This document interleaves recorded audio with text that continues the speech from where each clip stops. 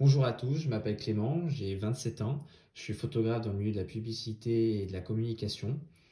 Aujourd'hui, dans Ma montre et moi, j'ai choisi de réaliser une petite mise en scène. Vous aurez certainement reconnu le masque de plongée, la combinaison et un bout de palme.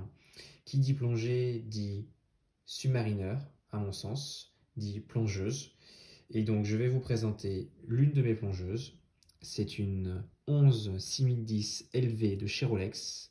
Donc c'est une submarineur céramique.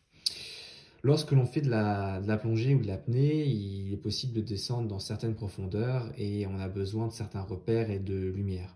Ce qui est le cas sur cette submarineur est très important, c'est qu'elle prend extrêmement bien la lumière et les indications heure et également les indications lorsque l'on tourne cette lunette euh, pour faire correspondre les aiguilles par rapport au temps de plongée et de l'oxygène qui nous reste dans nos bouteilles, c'est primordial en termes de repères.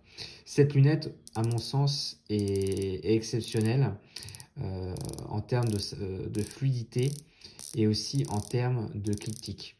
Je trouve que c'est un bruit qu'on retrouve rarement chez les horlogers et celle-ci est vraiment hors pair en termes de qualité. Du coup là, bon, je vous ai quand même dit que c'était la Hulk, mais bon, on voit pas énormément, donc en fait, il faudrait quand même arriver à mettre de la lumière. Donc, ce qui m'a plu également dans cette montre que j'ai depuis bientôt 2 ans, c'est sa couleur. Donc la couleur verte, qui est synonyme, à mon sens, de la nature, mais également cette profondeur. C'est-à-dire que ce cadran, quelle qu'il en soit l'inclinaison de la montre ou en fonction du soleil, de l'éclairage ambiant ou même lorsque je pars en plongée, bah, ce cadran prendra une couleur toujours différente avec des reflets différents.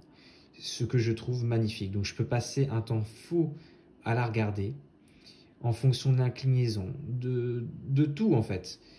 Et bien regardez, donc là je vous ai fait un set lumière un petit peu particulier pour que vous puissiez observer en détail comment ce cadran réagit et comment aussi cette lunette réagit.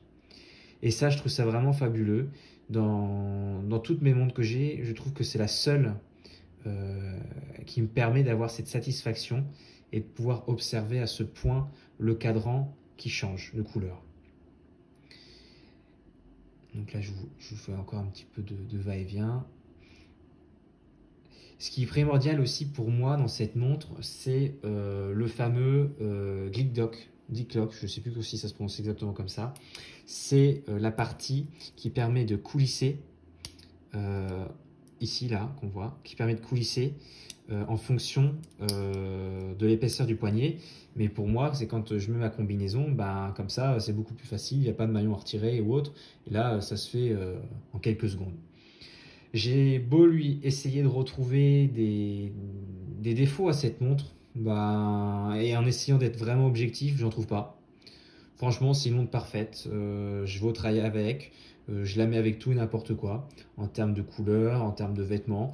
Beaucoup de gens pensent que le vert est une couleur qui est difficile à porter. Mais de mon côté, j'ai pas trop de problématique et elle se marie aussi bien avec les autres montres quand je les mets à côté, quand je les observe entre elles. Et puis à vrai dire, il suffit de l'assumer tout simplement sa montre, hein. Peu importe les avis des uns ou des autres, vous assumez votre montre, vous assumez comment vous êtes et à partir de là, les gens verront que vous êtes bien avec vous, vous êtes bien avec vos accessoires et peu importe, voilà. Écoutez, petite vidéo avec petite mise en scène, j'espère que ça vous aura plu.